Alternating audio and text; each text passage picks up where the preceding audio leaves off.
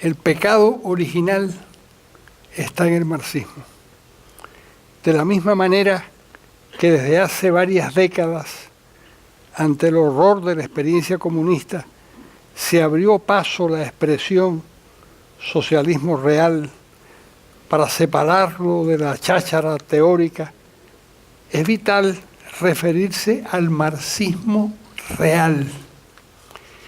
El marxismo real es un disparate que ha tenido muy serias consecuencias. Es el causante, gracias Beatriz, es el causante del socialismo real. No se trata solo de una abstracta teoría de la historia, como uno puede encontrar en Spengler o en Ortega, sino que esas proposiciones han servido de base para la violenta remodelación de la sociedad de acuerdo con unos postulados totalmente desacertados. Es como construir edificios con un plano equivocado. Siempre acaban desplomándose. Es verdad que Marx, muerto en 1883, nunca vio el triunfo de sus ideas, pero a partir de la revolución bolchevique en Rusia en 1917, esa ideología se convirtió en formas concretas de gobierno que fueron y son tremendamente destructivas. En las propuestas de Marx están las semillas de todo lo que luego sucedió en el mundo dominado por los partidarios comunistas, comenzando por la reivindicación de la violencia para la toma del poder. Y lo dice claramente el Manifiesto Comunista de 1848, que cito en extenso. Dice Marx y Engels lo siguiente: los comunistas consideran indigno ocultar sus ideas y propósitos. Proclaman abiertamente que sus objetivos solo pueden ser alcanzados derrocando por la violencia todo el orden social existente. Que las clases dominantes tiemblen ante la revolución comunista. Los proletarios no tienen nada que perder en ella más que sus cadenas. Tienen, en cambio, un mundo que ganar. Ahí termina la cita. ¿Por qué sorprenderse entonces de que Lenin opinara que la muerte de un enemigo de clase es el más alto acto de humanidad posible en una sociedad dividida en clases? O que el Che Guevara asegurara que un revolucionario debe ser una fría y perfecta máquina de matar. ¿No se deducen, pregunto, de las palabras de Marx esa justificación a la conducta homicida que propone la lucha de clases como el modo de cambiar la realidad? Se lo explicó el propio Marx a Joseph Weidemeyer el 5 de marzo de 1852. Lo que yo he aportado de nuevo, dice Marx, a la noción de la lucha de clases ha sido demostrar, primero, que la existencia de las clases solo va unida a determinadas fases históricas en desarrollo de la producción. Segundo, que la lucha de clases conduce necesariamente a la dictadura del proletariado.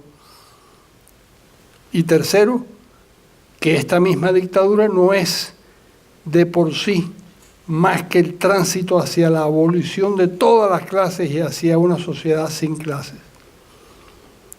Los discípulos de Marx, léase el discurso de Engels ante la tumba de Marx pronunciado los 3 días de la muerte de su amigo, estaban convencidos de que el alemán había descubierto las leyes por las que se rige la historia y había dado con la clave de la injusticia económica, la existencia de la plusvalía.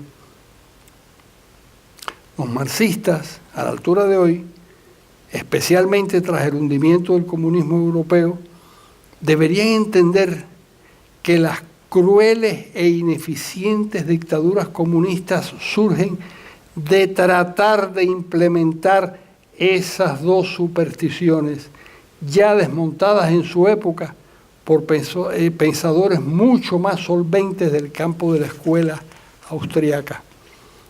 Las dictaduras comunistas surgieron de estos y de otros notables errores conceptuales, como la teoría marxista del valor, que inevitablemente conduce al establecimiento de una burocracia estatal dirigista dedicada a controlar los precios.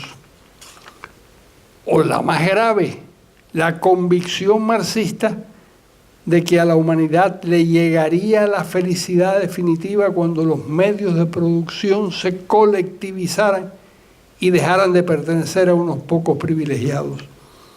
Cuando ello ocurriera, suponía Marx, cuando cambiaran definitivamente las relaciones de propiedad, la humanidad llegaría a forjar una sociedad comunista tan perfeccionada que ni siquiera serían necesarios los jueces y las leyes, porque las personas estarían gobernadas por impulsos altruistas.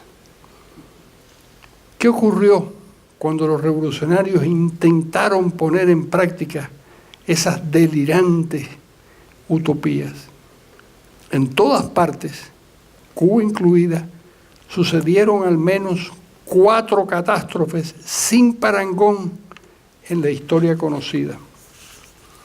Primero, asesinaron a millones de personas y llenaron de presos los calabozos políticos.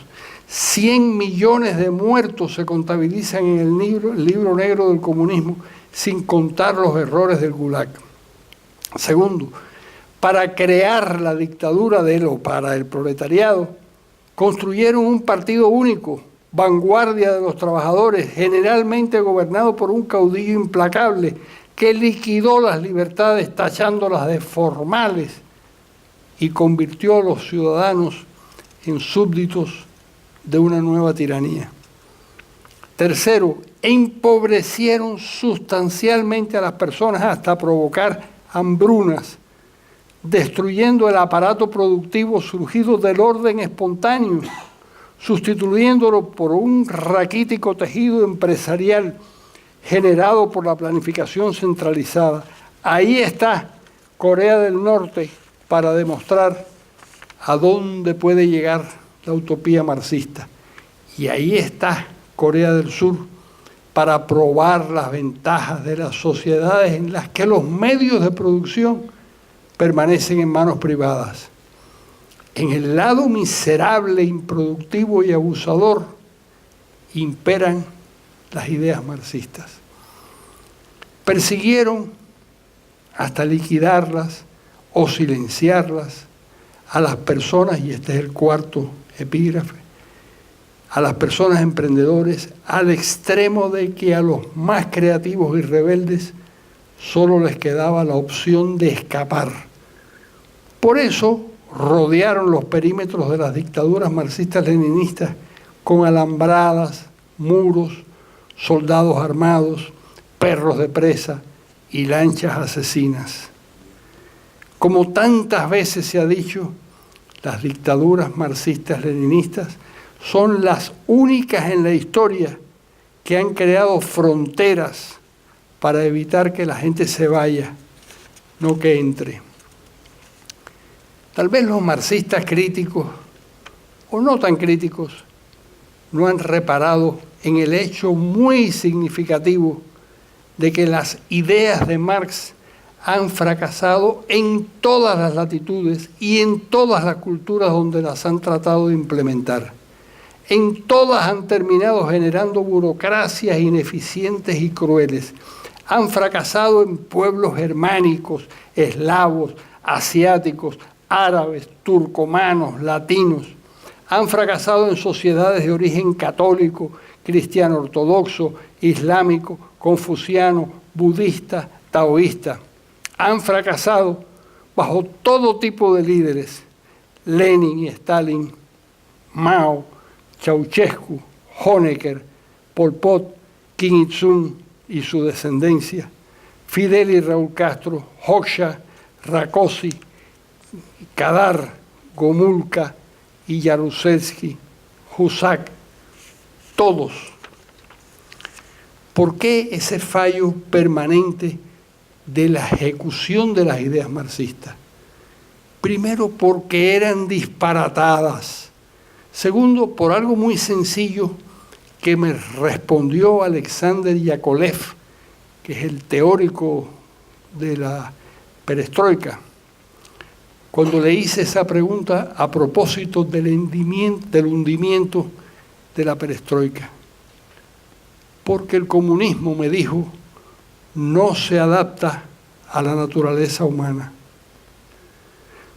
Supongo que muchos marxistas querrán decir que el marxismo y el comunismo son dos cosas diferentes, pero eso es como suponer que el credo no tiene nada que ver con el catolicismo.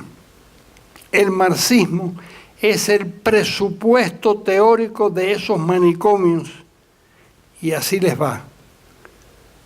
No hay más vueltas que darle. El libro de Eudoro Galindo lo demuestra. Muchas gracias.